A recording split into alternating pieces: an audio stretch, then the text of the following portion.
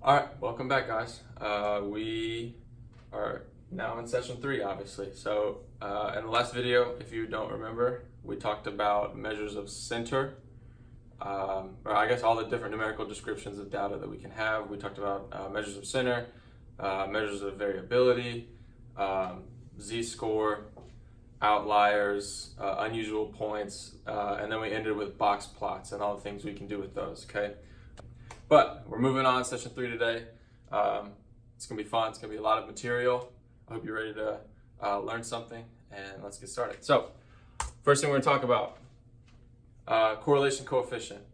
And so what this does, it just kind of describes the degree of linearity between two paired observations, right? So if we have, and usually consists of like points on a data, or on a scatter plot, right? In chapter 3, I'm pretty sure we talked about what scatter plots are. How to visualize that graphically and what that looks like. So go back and review that if you want to look at what a scatter plot is, but we're going to use them going forward. So again, all it is just measuring a relationship between two paired observations. So that's what we're doing with correlation coefficient. Key thing to note here is that it can range anywhere from -1 to 1. So, and we denote this by R, just a lowercase r, that's our correlation coefficient. And so again, when R is near 0, there's little to no linear correlation between the data. If an R value is close to 1, so if it is 1 or close to 1, that indicates a really strong positive relationship, right? As X increases, Y increases. And then again, on the flip side of that, if it's -1, if the R value is -1 or close to it, there's a strong negative relationship, which means as X increases, Y decreases, okay? It's a good way to think about it. That's what correlation coefficient is. I think I have, here we go.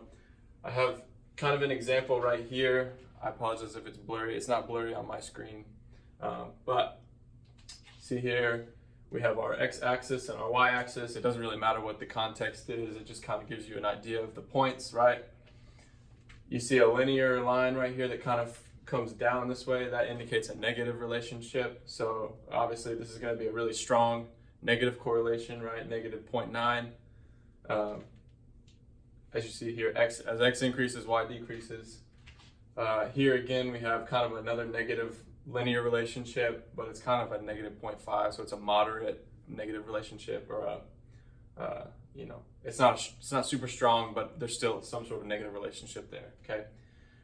Here we just have a bunch of random dots all over the place. There's really no linear relationship.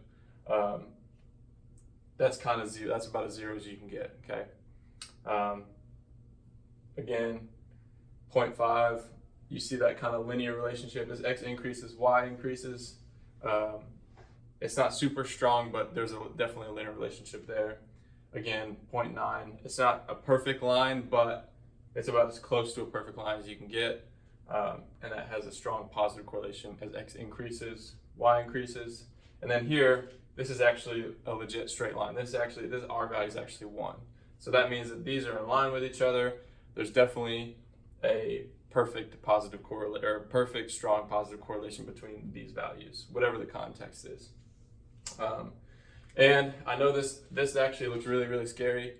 It's not, I promise. We're gonna go over an example in the next slide.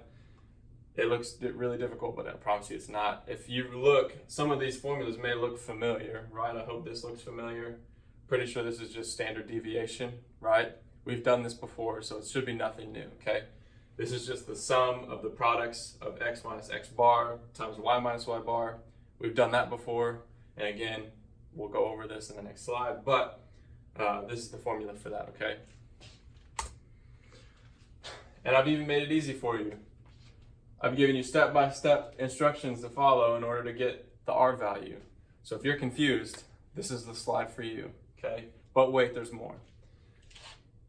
I've even listed them out for you, okay? We can call this these two sets of data, X and Y. And in this case, I just kind of put, I wanted to look at the relationship between the temperature outside and ice cream sales. So if it's hot, my assumption is if the hotter it gets, the more ice cream gets sold. That's my assumption I don't know that, but we can look at the data and we can kind of figure out if there's actually a correlation between that or not. All right.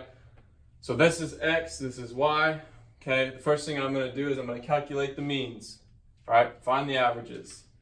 I add all these up together, divide by N. In this case, I don't really know what N is because I didn't 1, 2, 3, 4, 5, 6, 7, 8, 9, 10, 11, 12, right?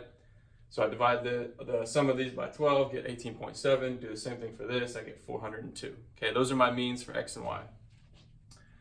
Next thing I do is I subtract the mean of X from every X value, and I just called it A here. I just labeled it A just so it's easy. Again, if you want to be more specific, you can put X minus X bar here, Y minus Y bar here, okay? So all I'm doing is I'm taking 14.2 and I'm subtracting by 18.7. Okay, that's what this is. Same thing over here. I'm taking 215 and subtracting 402.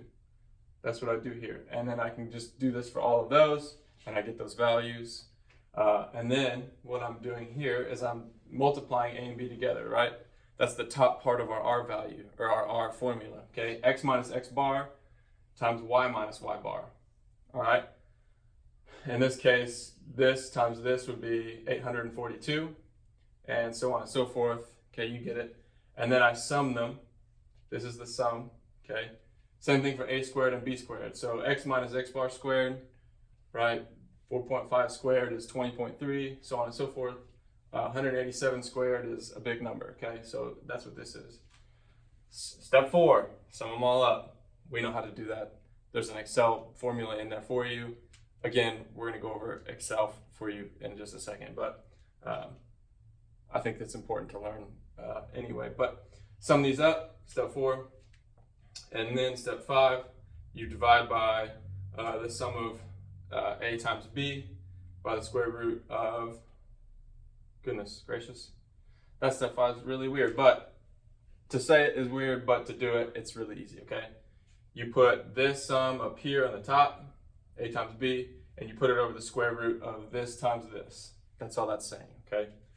So 177 times 174,757, you multiply those together, square root that, and then you divide 5,325 by that number, and there's your R value.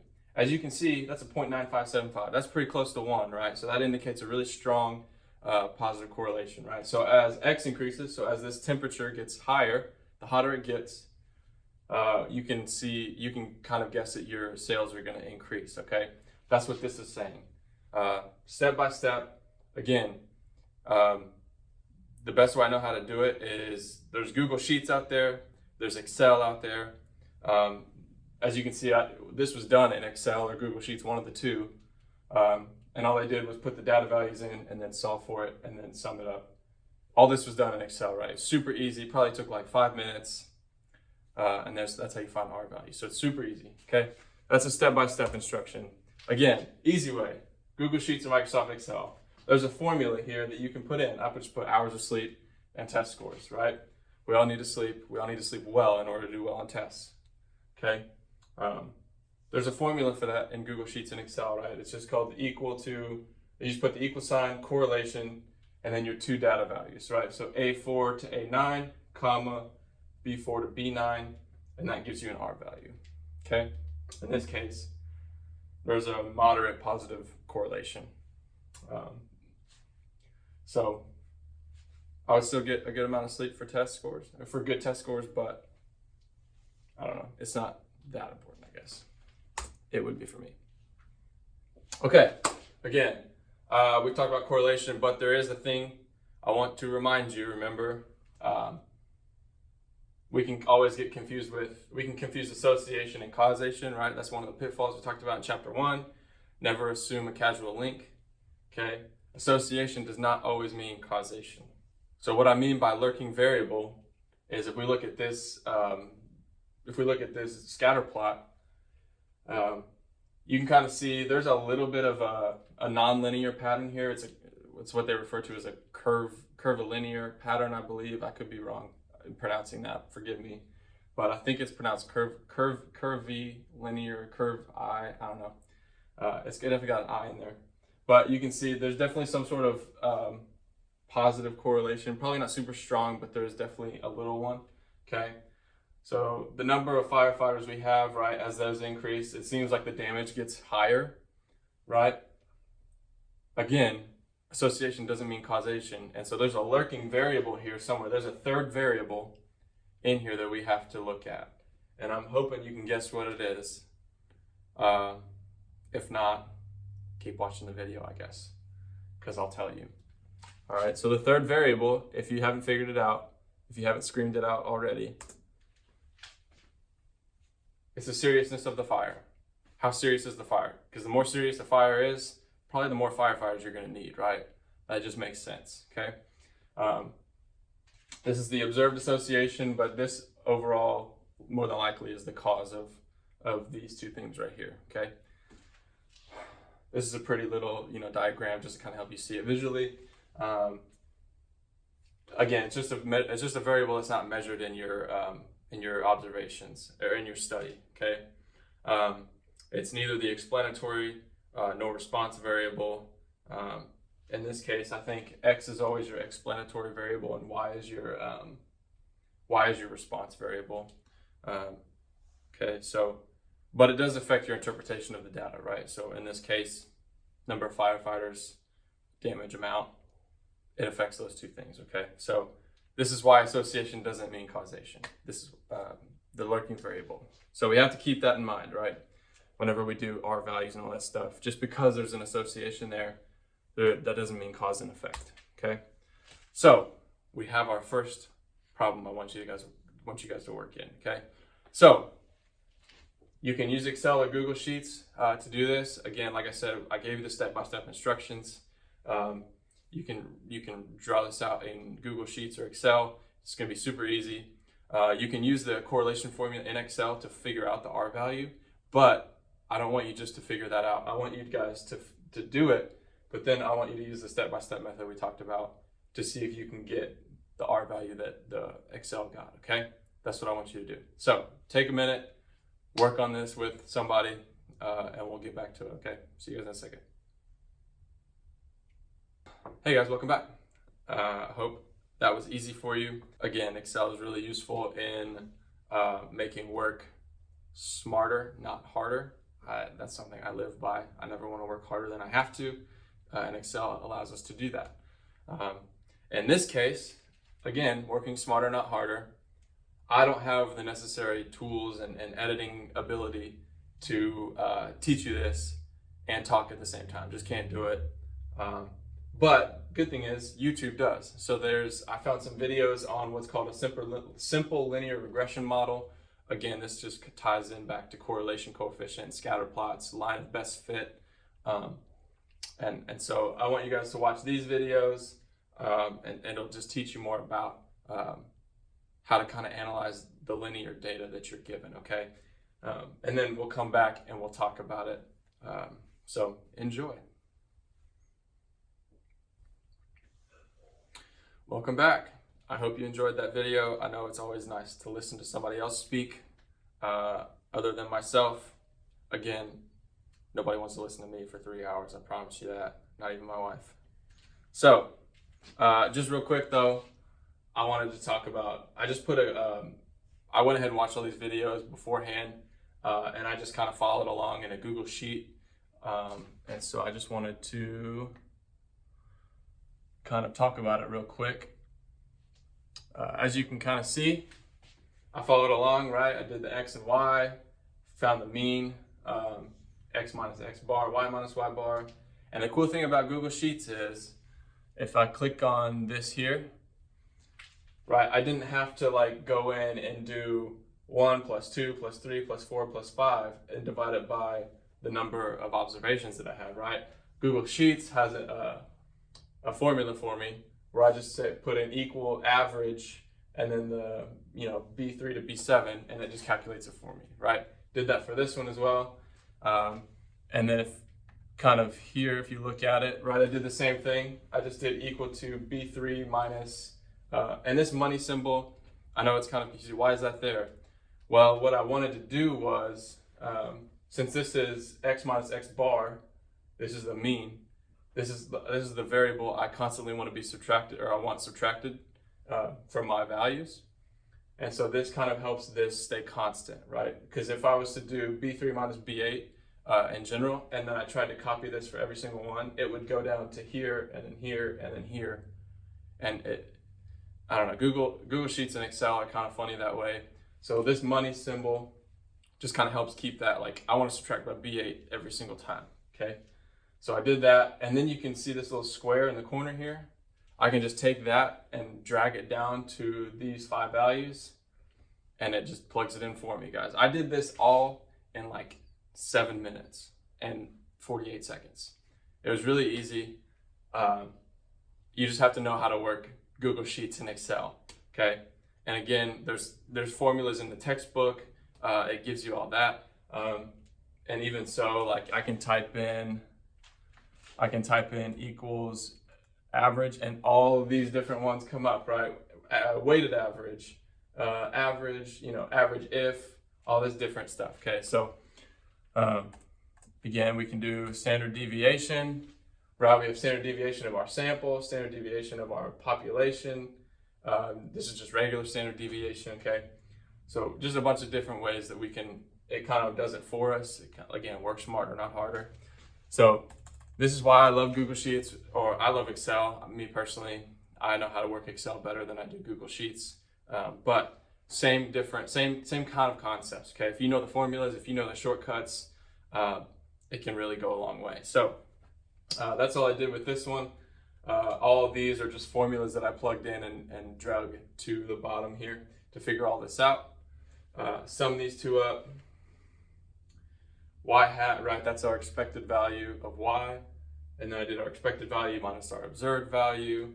And then I just squared those to get the, and then again, we talked about standard error in one of the videos.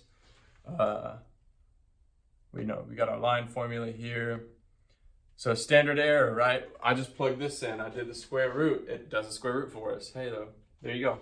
So I just did 2.4, right? We summed up the squares of these. 2.4 divided by n minus 2, okay? Really simple, right? And notice I put these in parentheses, 5 minus 2 in parentheses, right? Because it's important, right? The order of operations. It's super important we know the order of operations in terms of math and statistics, because if we put something in incorrectly, it throws our data all kinds of off. So we want to be accurate, okay? Google Sheets, again, easy, right? And even if I don't have Google Sheets or Excel, I can still easily draw this on any piece of white paper, right? I put grid lines in it. It's really simple. I put X, Y, X minus X bar, and you just calculate it by hand. It's really not that bad, okay? It may take, it took me 7 minutes, 48 seconds to do this. It may take you 10 to 12 minutes by hand, okay? It's really not bad. And again,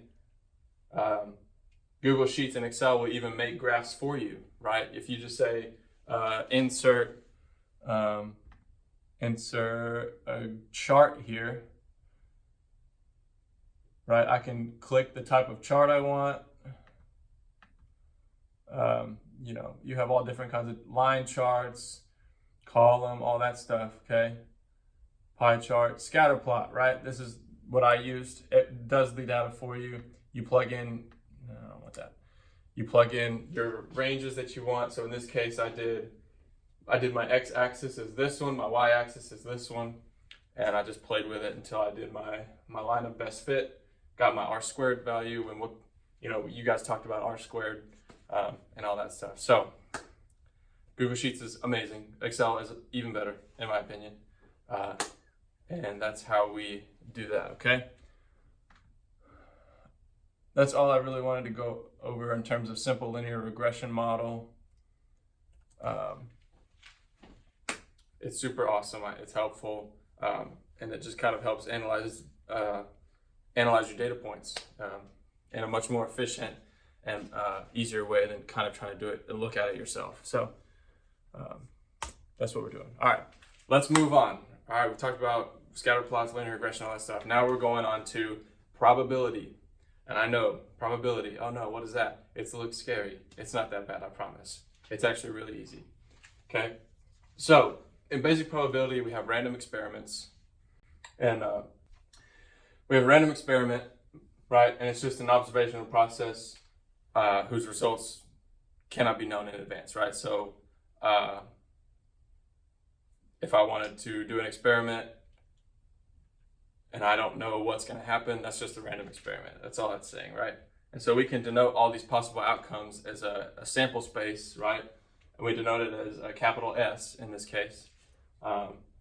So for example, if I want to look at a sample space describing the payment method of a customer in Walmart, right? Walmart and Dave Ward, if I want to figure out how they're paying, well, the only way they could probably pay, and I know checks are probably dead and gone. I still use checks because I have to, but when you're an adult, you'll kind of have to use checks. But for the most part, we use cash, debit, credit, and you can use a check, right? So I would denote this as S equals, so my sample space equals, and we use these brackets to denote our sample space, right? We don't use parentheses. I don't know why. It just looks better this way. It's cleaner, okay? I don't know. Ask the person who came up with it. But we use these brackets, and these are all our possible outcomes, right? So cash, credit, debit, check, right? Those are our 4 outcomes, okay? And in some cases, sample spaces are way too large to put all the outcomes in, okay? So it would be, like it says here, it would be too impractical to write it all out.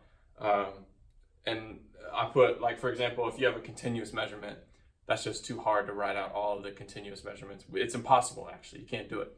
So in this case, we would kind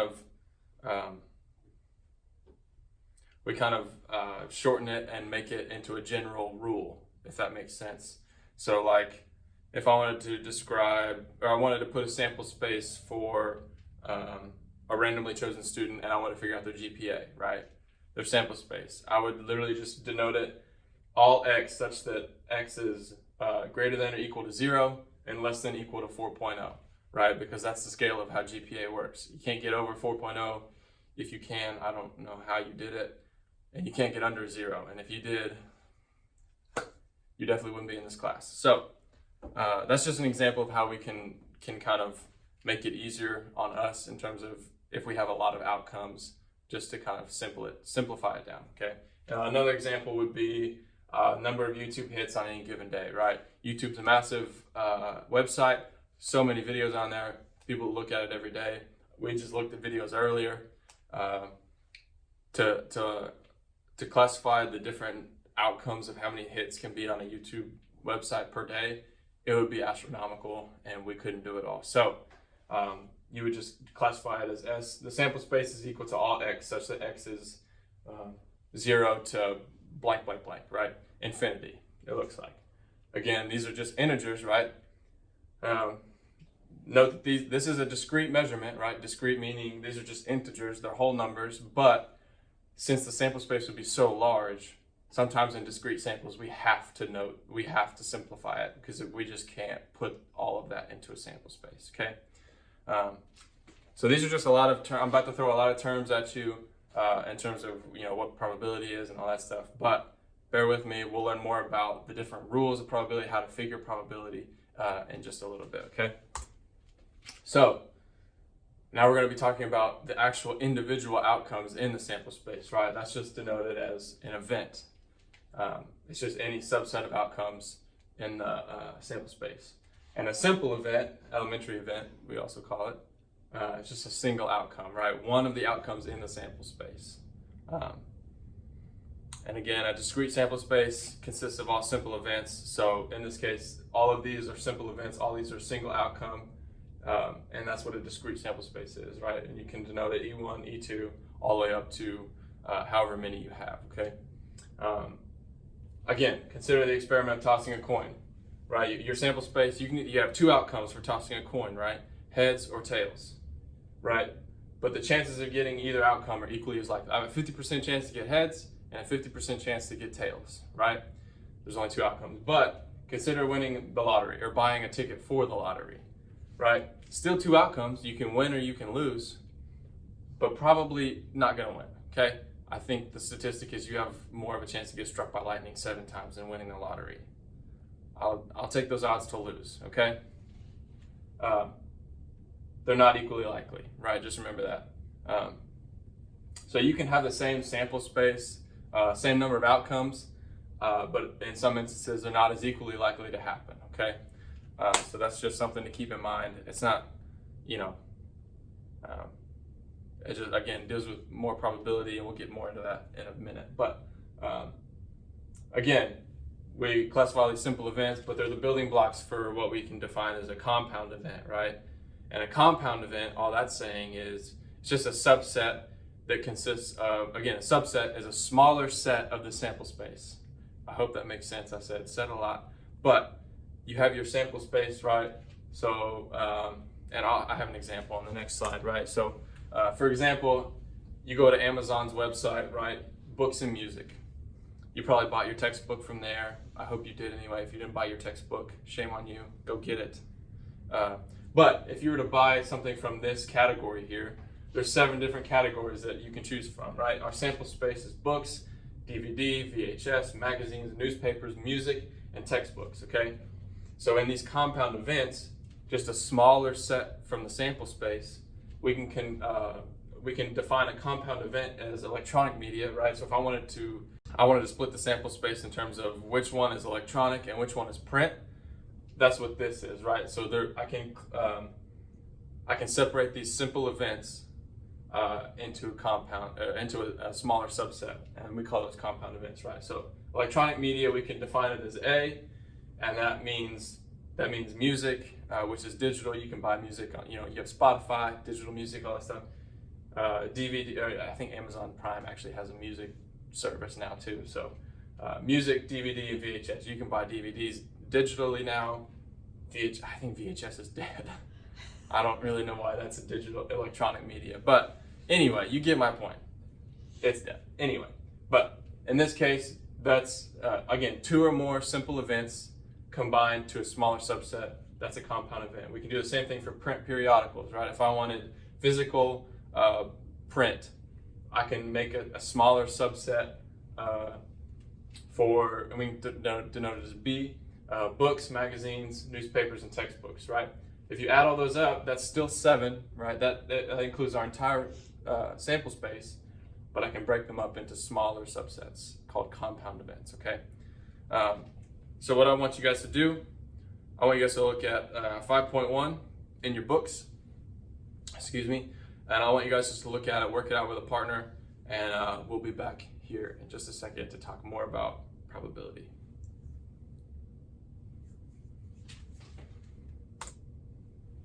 I feel like I'm going too fast. Welcome back. All right, more probability. It's gonna be fun. All right, so now I just kind of want to define what probability even is, right? Just a number that measures the relative likelihood of an event happening, okay? That's all that's saying. The probability of event A, and we can kind of denote this as P of A, right? When you see P parentheses A, it's just saying the probability of event A. That's all it's asking, right? And so when we do probability, it always has to lie within an interval of 0 to 1, right? So the probability is greater than or equal to 0 or less than or equal to 1. It can't be above that, because especially since we do probability, when we do probability, we mainly do it in percentages. And you can't have more than 100% of something, right? You can give 110% effort, I guess, but in terms of probability, you only have 100% chance of something happening. So in terms of decimals, right, it has to be 1 or less, or 0 or more, okay? Has to be between that interval. Again, this is just common sense stuff. I wrote it down for you guys just in case, it didn't make sense. But if the probability is 0, what do you think that means? That means it's probably not it means it cannot occur. There's no way there's no way that event can happen, okay? On the flip side, if it's equal to 1, right, that's the largest probability we can have, then that event is definitely going to occur, certain to occur, okay? Again, in a discrete sample space, we talked about that. All the probabilities must sum to 1, okay? So if I want to find the probability of my sample space, all of these probabilities added up should always equal 1, okay? Again, we can't have more than 100% of something.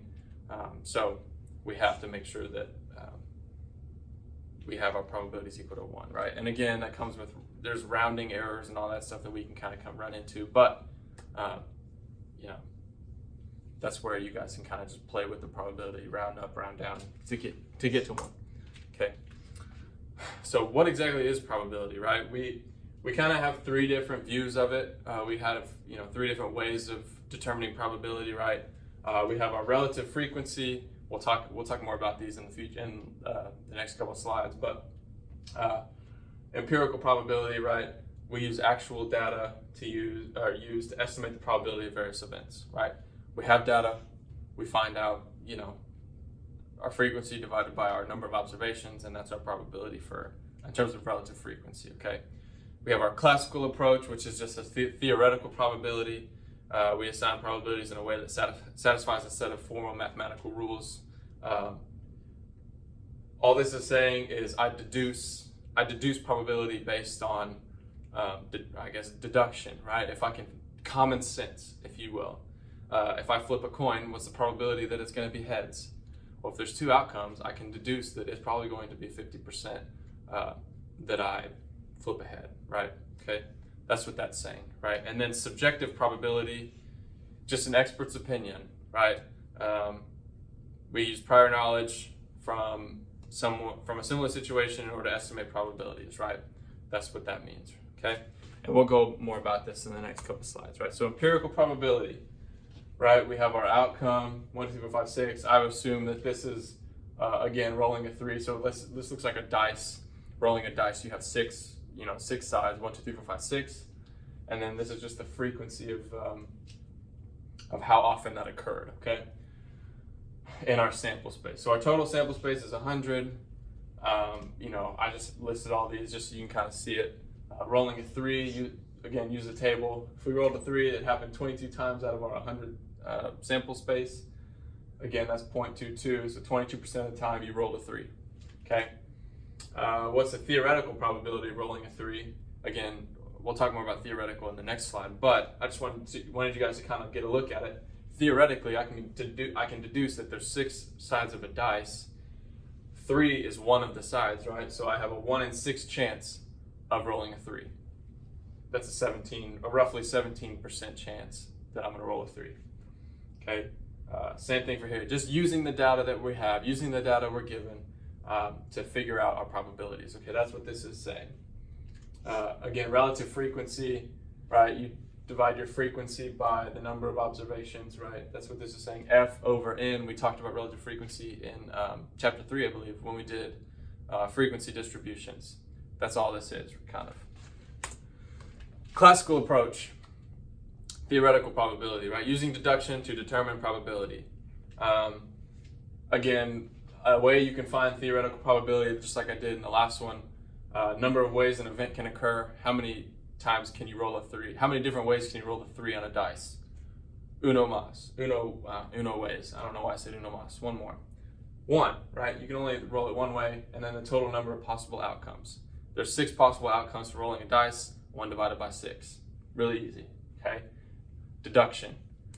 Can you think in a way that isn't, more than just writing down steps on a paper, right? Thinking creatively, thinking critically. Again, that's what all statistics is, okay? Just like this one, how many ways can the coin land on heads? 1 way, right? How many possible outcomes are there? 2, heads or tails. So 1 way the event can occur divided by 2 possible outcomes, 1/2, 50%. Subjective approach, right? The expert's opinion reflects someone's informed judgment about the likelihood of an event, right? So the time you would use a subjective approach is when there's no repeatable random experiment, right? I.e., and I put this here just because I'm a basketball fan. Again, I have a Brooklyn Nets hat on. I'm not really a Brooklyn Nets fan just because I don't like KD, but I don't know. You get my point. The chances of the New York Knicks winning a title this year, very little, slim to none, if you say. If I was to say, in my expert opinion, it's probably 0, because they're not good and they have to go through LeBron and AD, and I don't see that happening. So that's a subjective approach, okay?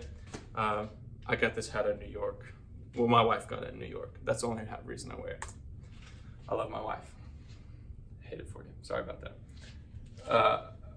Anyway, let's get into some rules of probability, okay? There's a lot of different rules that we can talk about. We're gonna go through all of them, so sit back, enjoy, pay attention, and you'll learn something. So there's the first rule that we can talk about is the complement of an event, right? And so we can denote this as this is what's called A prime, A apostrophe, if you're, not that creative, but A prime is really what we denote this as. And you can, again, probability of A prime, the probability of the complement of A is what that's saying, okay? And it consists of everything in the sample space, not in event A. So everything outside of event A, that's your complement. That's what that means, right? Again, there's three main rules: complement, and then there's the union of two events. If you've taken a statistics class before, you've probably heard of these, but if not, these are definitely brand new to you. They're not hard at all, I promise. Again, deductively thinking about these is really easy, okay? So a union of two events consists of all outcomes in the sample space, S, that are in either event A or event B, or both, okay? So it can be in either event A or event B or both, all right? And we commonly denote this as, this is what's called a union. The union symbol, it looks like a U. Think of it that way. Again, we love to do mnemonic devices, alliteration, all that stuff. So union, U, okay? That's how we denote this, right? So the probability of A union B, think of it as A or B. You can think of it that way. And that's how we denote the union, okay? And then the next thing is the intersection. And again, deductively thinking, if you intersect something, they cross, right? There's a common space there. So think of it that way. And an intersection, it's consisting of all outcomes in the sample space that are contained in both events, A and B, right? And so it's commonly denoted as the probability of A and B with this little symbol here. It looks like an N, right? Intersection A and B, you can think of it that way, okay? It kind of looks like the middle between the middle N and. That's the way I think about it. Again, whatever helps you remember, I'm okay with it, okay? So that's how we denote these different things, and we'll talk about them here right now. So the complement of an event, right? It's just everything outside of this. So everything outside of this event A, that's the complement, okay? So in this case, you can also denote it AC. Again, C, complement. You can denote that way. So the formula for that is just 1 minus the probability of A. If you have that, then you can figure out the complement, okay? 1 minus the probability of A. Or, you can do P not A. Whatever helps you remember, like, it's not gonna be in event A, okay? And I know this is blurry, but this just says, suppose a fair 6-sided die is rolled and let A equal the sample space 1 and 2, right? So A is everything, every time you roll 1 or a 2, that's your sample space, okay? So I want to know what the complement of A is, right? So AC would be 3, 4, 5, and 6, okay? Again, 6-sided dice, there's 6 sides. Sample space is 1 and 2. I want to take everything outside of that, which is 3, 4, 5, 6. Again, really easy. So the probability of A would be, it would be 2, 6, but you can simplify that to 1/3. Okay, that's, again, we always want to simplify everything we can. So 2, 6 simplifies to 1/3. So that means the probability of rolling a 1 or a 2 is 1/3, right? So then that means the complement of that would be 1 minus 1/3. Again, we can all do simple math. 1 minus 1/3 is 2/3. Okay, not hard. So that's how that's, again, common sense. We know this. Really easy. Don't worry, it gets harder. You're welcome. But next thing, we're talking about union of two events, okay? So I have kind of this little thing here. Again, it just, and we'll talk more about this formula here in a second, but I just kind of wanted to give you an example. So if my sample set, my subset of the sample space is 1, 2, 3, or my event A is, I guess this looks like, again, rolling a dice. I think that's what, again, this example is. If my event A happens, I can roll a 1, 2, or 3. Okay. Set B, I can roll a 3, 4, 5, 6. Right. I want to find the union of those two things. So it can be in either event A or event B, or both. Okay. So that means that my A union B would be, my set would be 1, 2, 3, 4, 5, 6. It would be all outcomes. And notice here, I want you to notice this. If you noticed it already, good job. My set A here, my event A here has a 3. My event B here has a 3. But notice it only shows up once in my my union. Okay, we don't want to put it in there twice because, again, if it's in event A or event, it's in both in this case. But if we put it in there twice, then we just duplicated an event that we didn't need, right? Because we've already included it in our sample or in our probability. Okay. So if it shows up in both, just put it in once, right? Because if you put it in there, let's say you put it in there for event A, it's already in there. You don't need to put it in for event B as well, okay? That's a good thing to remember. And this is a formula for finding the probability. I don't know why they use N. Just think of it as probability. So the probability of A union B, there's a formula to find that, okay? And this is the general law. Again, I put an arrow to it so you see it. This is what's known as the general law of addition, right? There's a special law of addition, and we'll get to that, but this is the general law, okay? This is important in determining probability of union events, okay? Just union events, right? Notice this is just for union. It's not for the and, or the intersection, okay? So we have the probability of A plus the probability of B minus the probability of A and B. Again, goes back to here. 3 doesn't show up twice because it's in the intersection.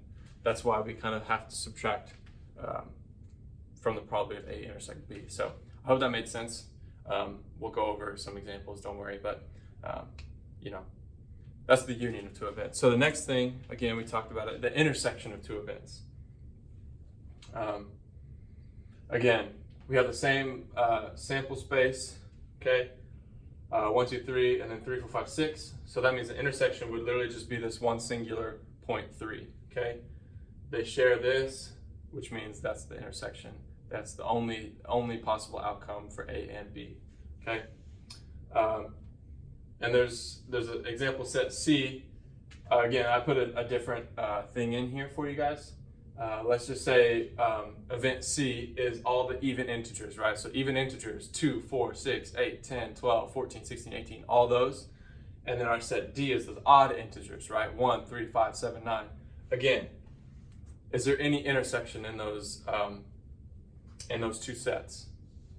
I hope you're shaking your head vigorously no, because there's not, okay? That's what's known as the empty set, okay? And we denote the empty set with this or this. I've also seen it, again, statistics, we love to use Greek letters. I guess we're in a fraternity of some sort, or sorority, whatever you prefer. Normally we denote it as a Greek symbol phi. So it's like this, except a straight line down the middle, not diagonal, okay? We denote it phi, so that's the empty set, right? We can have an empty set, or it's also called an impossible event, right? So we can have that, don't forget, right? So again, think of it in a Venn diagram, right? We can think of all of these as a Venn diagram. Everything in between, everything that's in A and in B, that's our intersection, okay? I just put an example here. If I drink coffee, or if these people here drink coffee and these people here drink soda, I want to find the probability the person will drink both, right? That's 12 of these people. So 12 of the people in A and B both drink coffee and soda. Definitely not good for you. I don't recommend doing both. I only drink coffee. It looks like 83 people don't drink either, which is shocking to me. I don't understand how that works. But, okay. So again, we go back, that leads me to what's called mutually exclusive events, right? We talked about the empty set. This is kind of how we determine a mutually exclusive event, right? They're mutually exclusive or disjoint if their intersection is the empty set, right? So if there's no event if A and B don't share any frequency, any data, then the probability is 0, obviously. So that means they're exclusive, right? They don't share, they're not dependent, or I don't want to say dependent, they're disjoint, right? They don't have anything in common, okay? So the probability of A and B happening would be 0 again. Like I said, that's phi, that's the Greek letter phi. So if A and B is an empty set, it's 0, right? Again, I put some examples here. Customer age, so A is equal to 21, B is over 65. Unless you're a wizard, there's no way you can be under 21 and over 65 years of age. Talk to me if you are. I don't understand how that works, but you get my point, right? Student major, right? If I guess I could double major, but in the terms of this example, you're okay. You know, don't throw a fit. But I can major in marketing and then major in math. In this case, let's say you're a really strict university. You can only pick one major, right? I can't major in both marketing and math in this university, in this context, okay? I'm sure you can double major if you want, good for you. But in terms of this problem, you can't. There's no overlap there, right? So they're mutually exclusive events, okay? And I even put the, and that leads me to the special law of addition, right? So we talked about the general law, probability of A plus the probability of B minus the intersection of those two, okay? Well, in this case, if the probability is 0, there's no need, the special law of addition just gets rid of that intersection, right? Because if it's 0, anything minus 0 is gonna be the same number, so there's no point in adding it, right? So in this case, it's the special law of addition.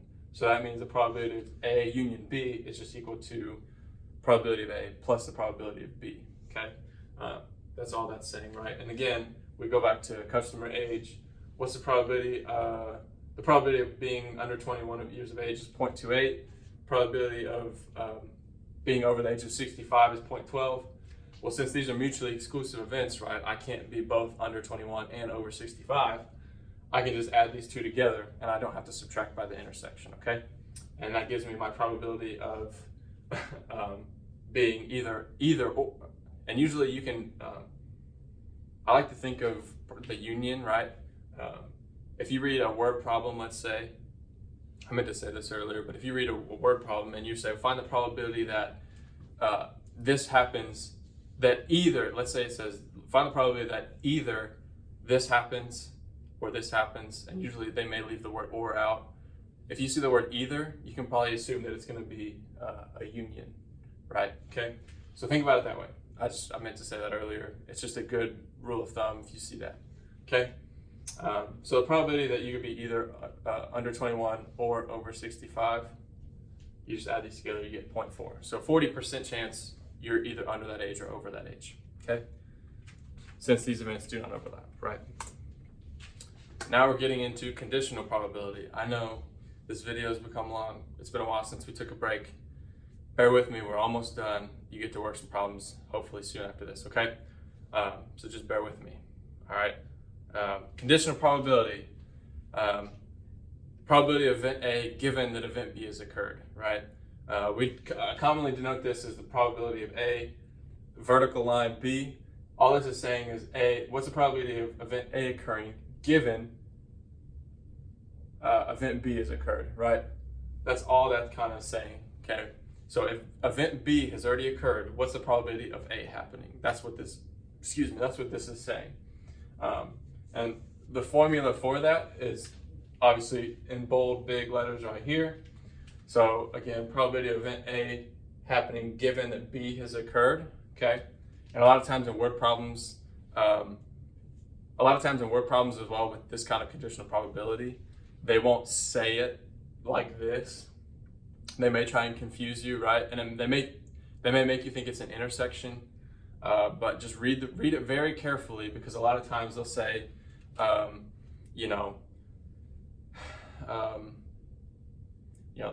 they may say, if this event, despite this event, what's the probability that this would occur? Something like that. We'll go through a couple examples of this and you can kind of see it, but just be in terms of this, they love to word it and trick you into thinking that, oh, this is just an intersection problem, and sometimes it may be a conditional probability, okay? So this is the formula, right? All it is the probability of the intersection over the probability of B, right? And the way I can kind of remember this, right, is anytime this is the, I look at the second letter here. So anytime I'm given an outcome B, this is what goes on, this is what I'm dividing by, right? That's kind of how I help myself remember it, just so that way it kind of, makes more sense to me and I don't get confused which one actually goes on the bottom, okay? So probability of the intersection divided by the probability of B, and that's how we find our conditional probability, right? But note, I also put this note here, make sure your probability of B is greater than 0, okay? That is a must, right? If it's equal to 0, then exactly, that solution is not, you can't have a solution because you can't divide by 0, right? So probability of B has to be greater than 0 in this instance. So an example of this, right? I put this on here. We're looking at the population of people ages 16 to 21, and they're not in college. So luckily for you guys, it's none of you. Good job. So in this instance, it's a word problem, and it's saying that 13.5% of people in this age and not in college are unemployed, 29.05% are high school dropouts, and 5.32% are unemployed high school dropouts, okay? So probability of A, probability of B, and probability of A intersect B, okay? Right, unemployed high school dropouts, unemployed high school dropouts, okay? Really read the problem, right? So it's asking, what is the conditional probability? And again, they may ask it in this way too. Anytime you see conditional probability, you're going to use the U given D, A given B formula, okay? So what is the conditional probability that a member of this population is unemployed given that the person is a high school dropout? So first things first, we got to define our events, right? So in this case, me personally, I love to define our events based on kind of the most important factor here. So unemployed, I just put a U, so that way it helps me. U is the unemployed data set, okay? D is the dropout data set, right? The event that a person is a high school dropout. So we have 3 facts already. Again, I'm just writing down all my information now, so that way I can just constantly refer back to it and it makes it easier on me, okay? So define the events, write down what I already know. The probability that someone is unemployed is 13.5%, and you can write that as a decimal. You just move the decimal places 2 places over to the left, right? And it's 0.135. Same thing, probability of a person being a high school dropout is 0.2905, 29.5%, or 05%, okay? And the intersection is 0.0532. So again, we have everything we need right now to figure out the conditional probability. It's just figuring out which probability goes where, okay? So by the formula, we can write it in this way. So probability of U given D, right? That's what it's asking. Probability that the person is unemployed, that goes first. Probability that the person is unemployed given that the person is a high school dropout. So probability of person being unemployed given they're a dropout in high school, okay? Again, rewrite the formula, probability of U intersection D over the probability of D, okay? And that leaves us with 0.0532 divided by 0.2905, and that gives us our solution, okay? And again, it gives us to it in a decimal. We like to write probability as a percent, so we just move the decimal places 2 places to the right. Now we have approximately 18.31% of students who are unemployed, or I guess that means that 18.31% of students are unemployed given that they're a high school dropout.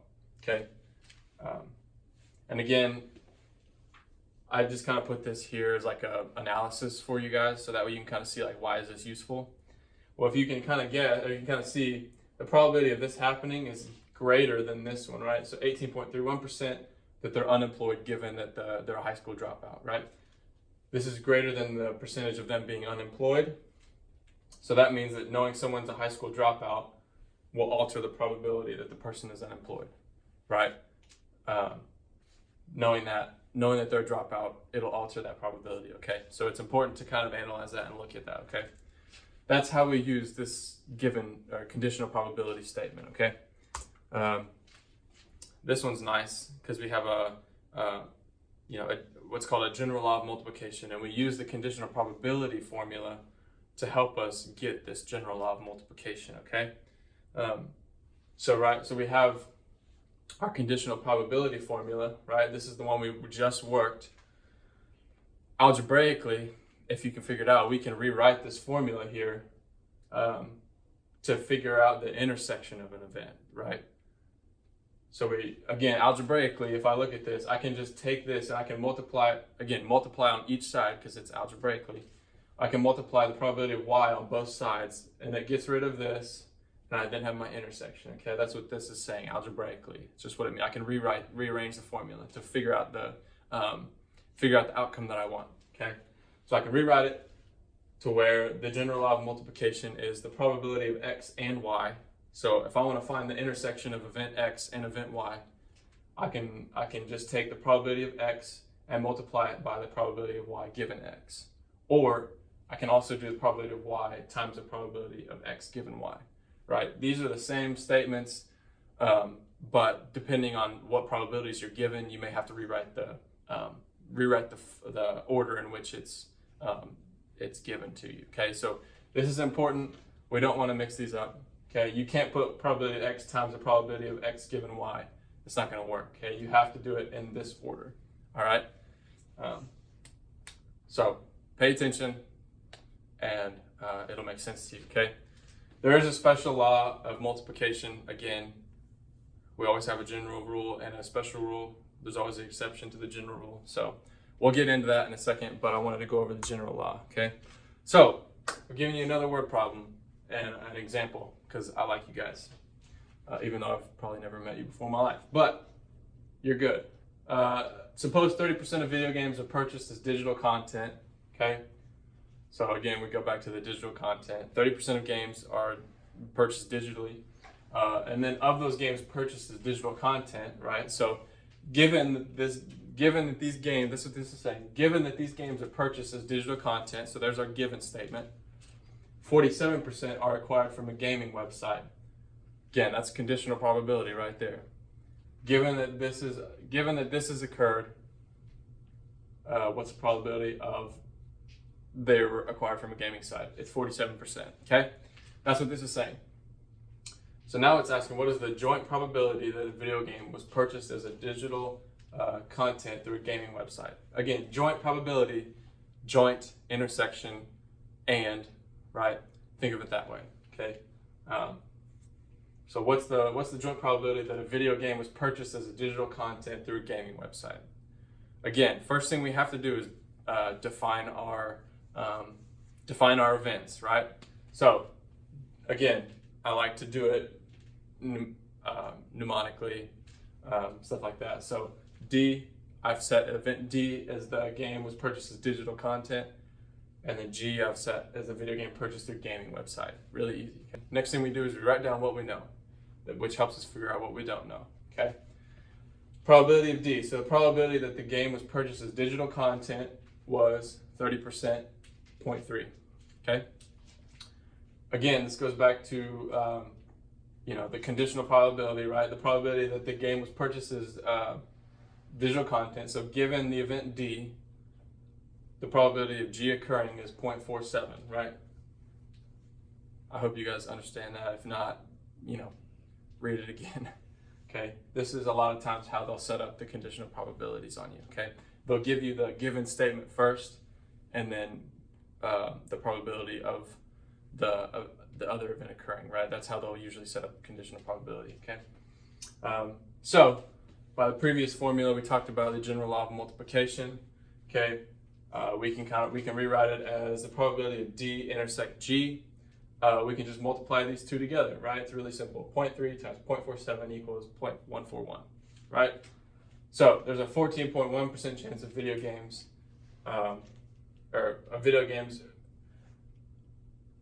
sorry, that's a grammatical error. I apologize. That threw me all kinds of off.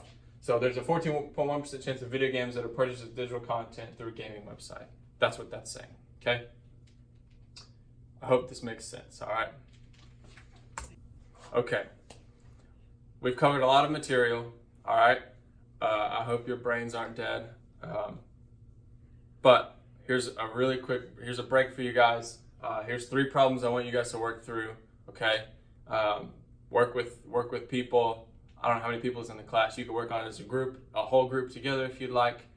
Use the PowerPoint, use this video if you'd like. And I'll see you guys after you're done. Peace.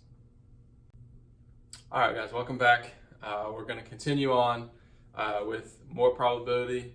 But in this case, we're going to talk about, we talked about mutually exclusive events, right? But now we're going to talk about independent events. We kind of talked about this briefly without actually mentioning it.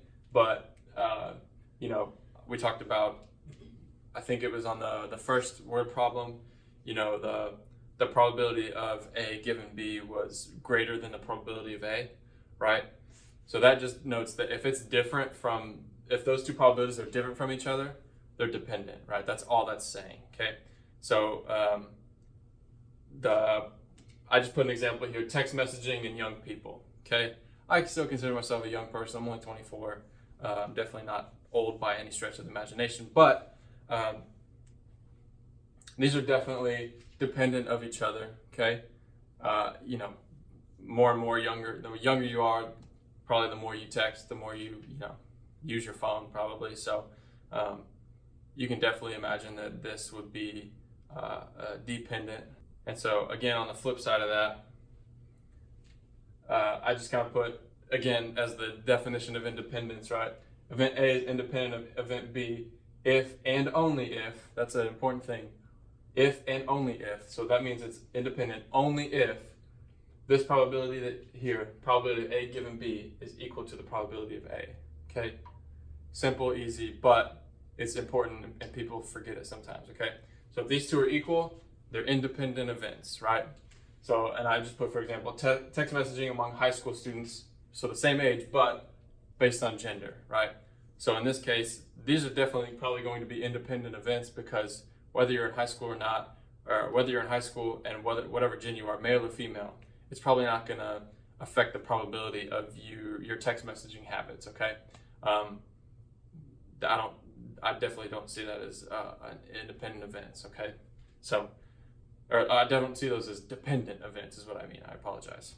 So that's what independent events means. That's how we can calculate them and stuff like that. So again, we talked about the general law of multiplication. Now I want to talk about the special law of multiplication, okay? Again, only if events A and B are independent does this law come into play, okay? Only if they're independent, right? So we have to check independence first. If we check and make sure they're independent, we can then use the special law of multiplication, right? And so the general formula, again, for the general rule of multiplication, right? We talked about it. Probability of A given B times the probability of B.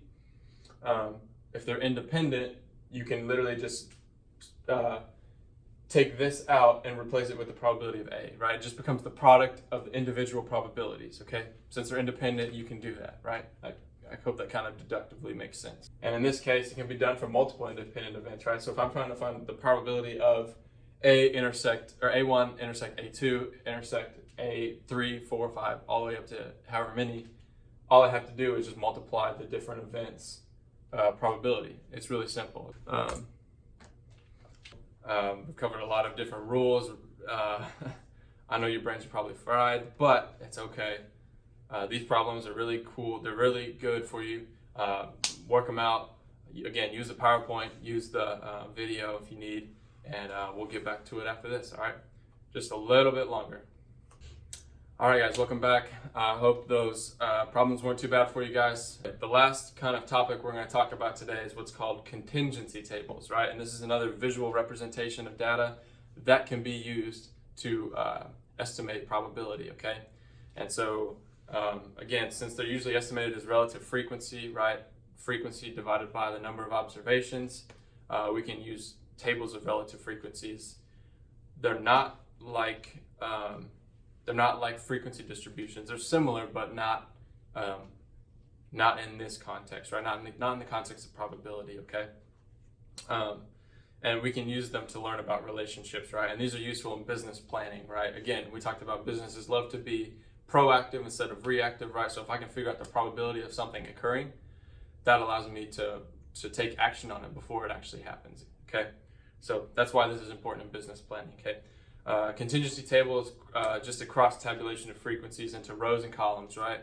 Rows, if you think about it, rows go horizontally. Columns, you think of a lot of the Greek buildings in Greece, if you've been there. If not, that's okay. But just imagine the Greek columns, right? Columns go vertically, right? They hold the building up. Rows horizontally, okay? You probably already knew that, but you're welcome. That's a freebie. And again, like I said, it's much like a frequency distribution but frequency distributions only deal with a single variable. In these contingency tables, it deals with 2 different variables, okay?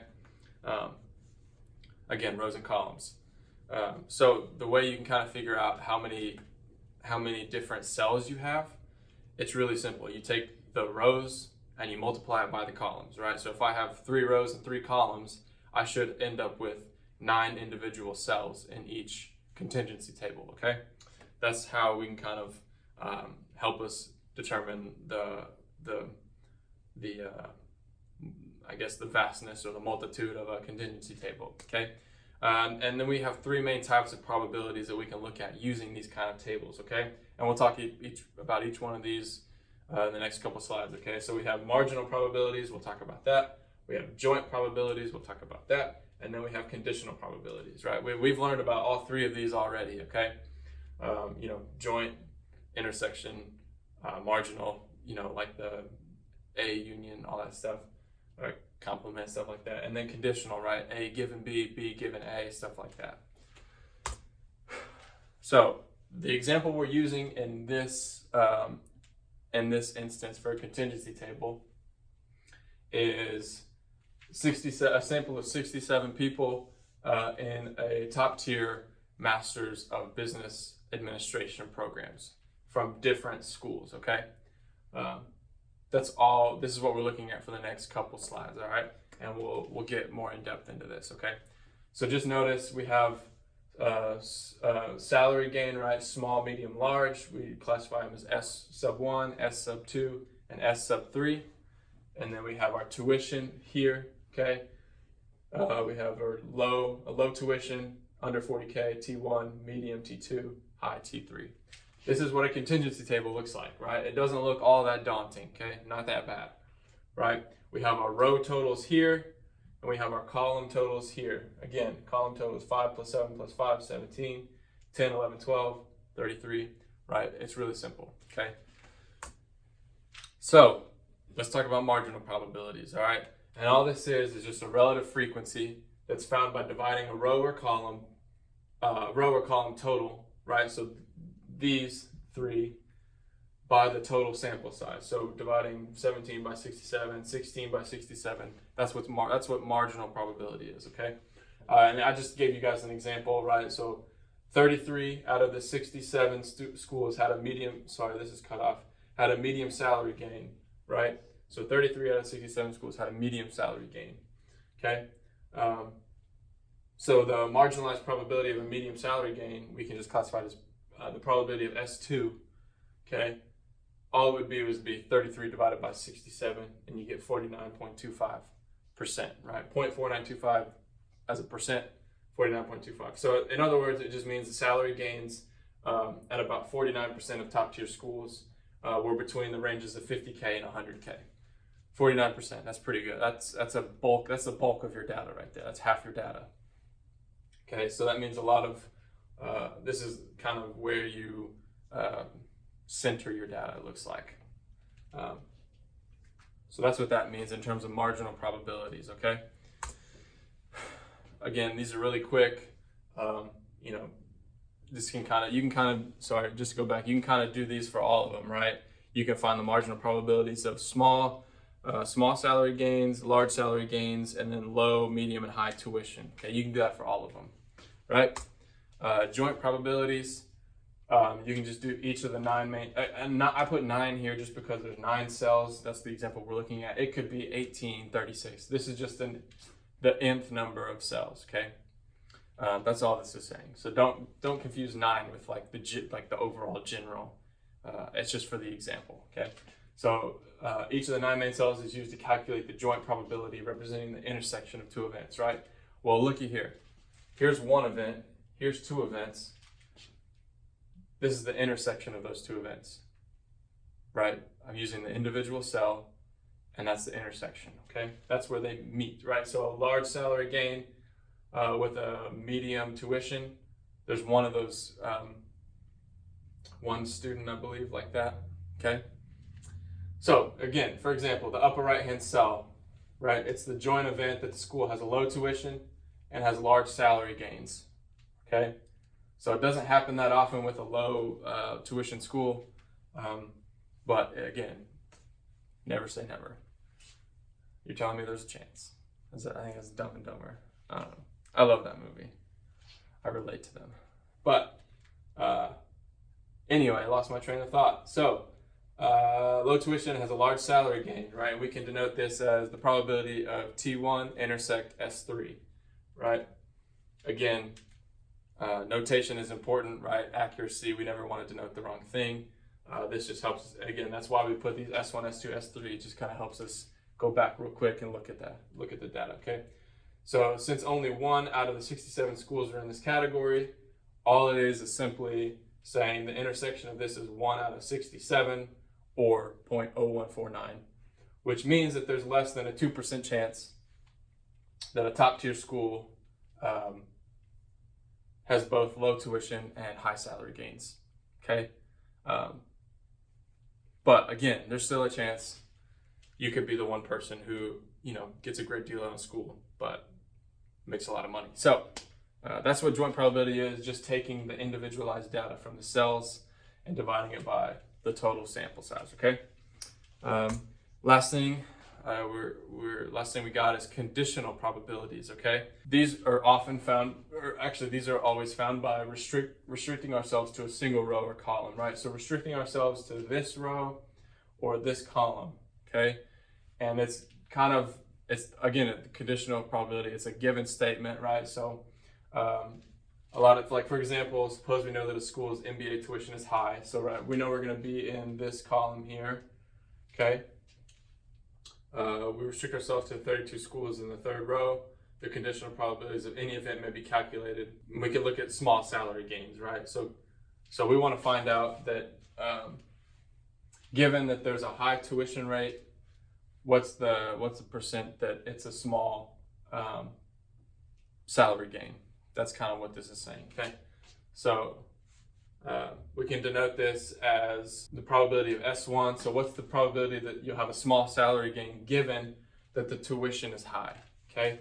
That's what this is saying, right? So again, we just find the data, find the intersection of the data, right? S1 and T3, that's our intersection. So there's 5 in here. And then we restrict it again to the row because again, we're looking at all of the high tuition schools or high tuition schools, right? And so we have 32, right? So it would just simply be 5 divided by 32, right? And again, word problems can be tricky. You have to make sure you read every word carefully and understand what they're asking for, because again, it can get confusing when you get all into these conditional probabilities and stuff. So you have to remember, you have to read and make sure you look for, okay, what's the given outcome? What has already happened? And what is the probability I'm trying to find, okay?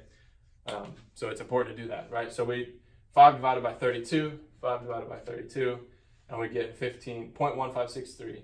So there's almost a 16% chance that a top tier school's salary gains will be small despite its high tuition, right? So given its high tuition, there's a 0.32% chance that you'll have a small salary gain, okay? That's conditional probabilities, all right? And again, there's a caveat in here. And a lot of students probably can't, they don't have access to these kind of top tier schools. If we were able to do a larger sample space with more schools, more universities, more students, we'd get a much better representation of the data again. But this is just to kind of, get your feet wet in terms of probabilities. So Just kind of keep that in mind, right? Independence, right? We tested for independence earlier, right? We talked about the probability of A given B. If it's equal to probability of A, then it's independent. Okay. So in this case, if we go back to this, right, and we wanted to look whether two different events are independent of each other, we just check the formula. Okay.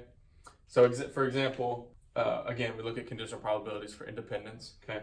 So for example, if we wanted to look at and check and see if large salary gains, S3, are independent of low tuition, all we'd have to do is check this formula. If these two are equal, then they're independent, right?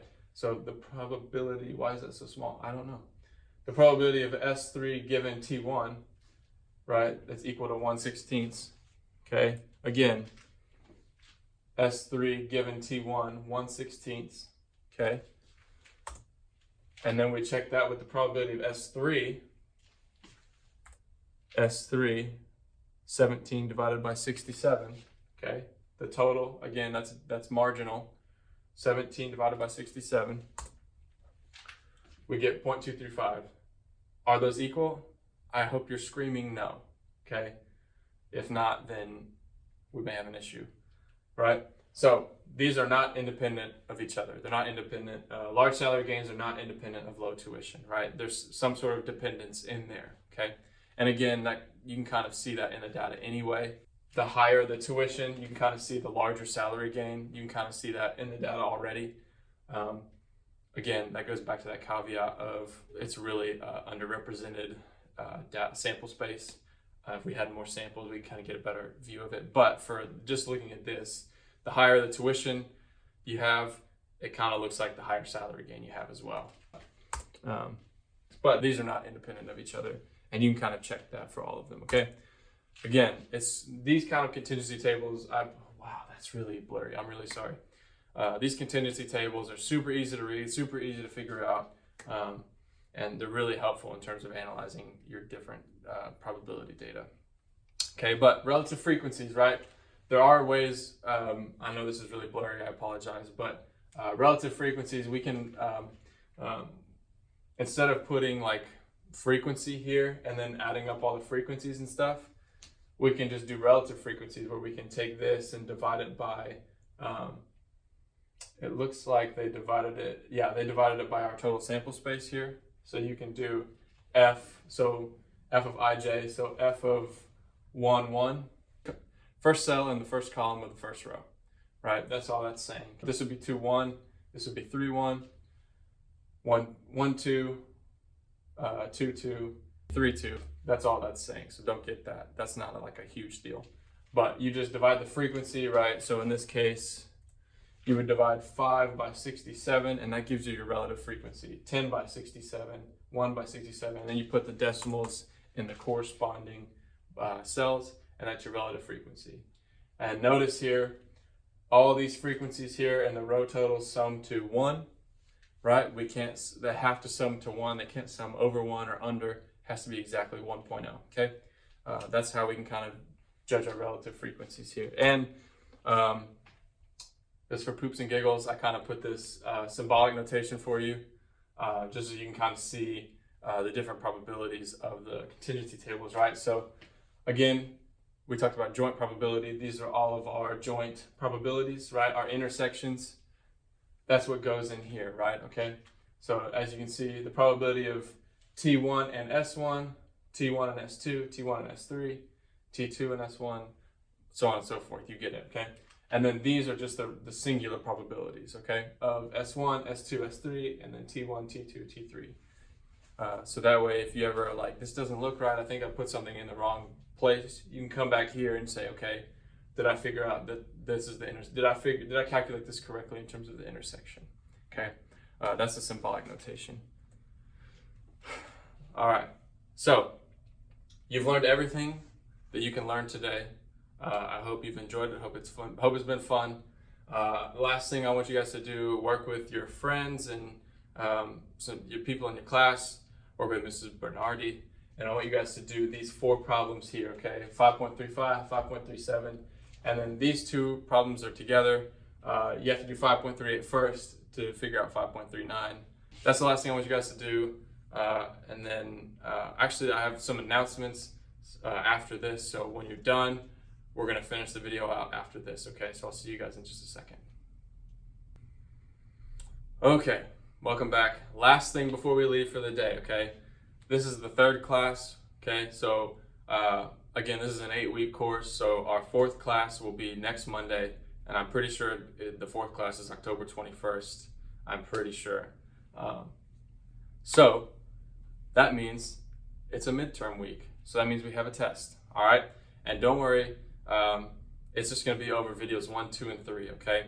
And there's reviews in the textbook that you can use to review. You can review using these PowerPoints, videos, whatever you guys need, examples that you've worked in the past. So study those and get familiar with them because they will be on the test, okay?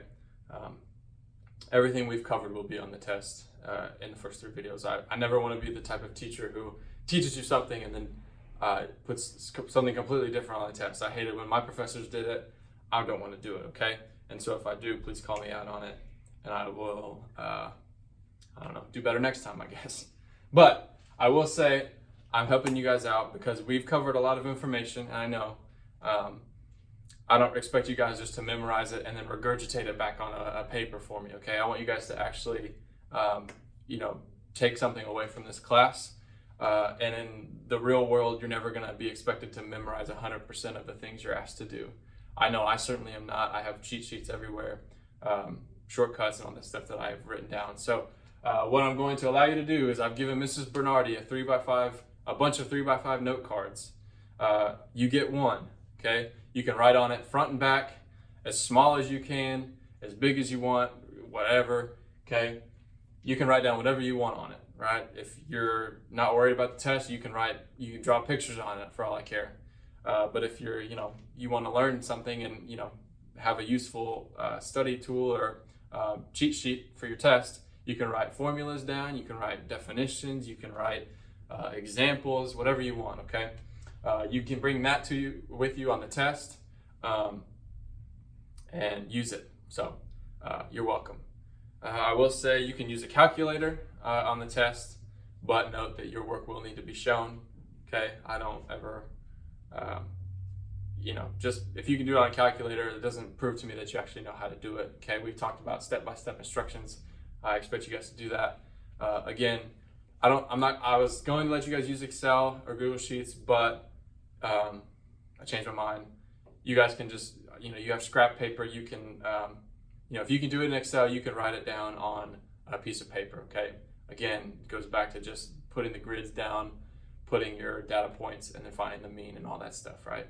So it's really not bad.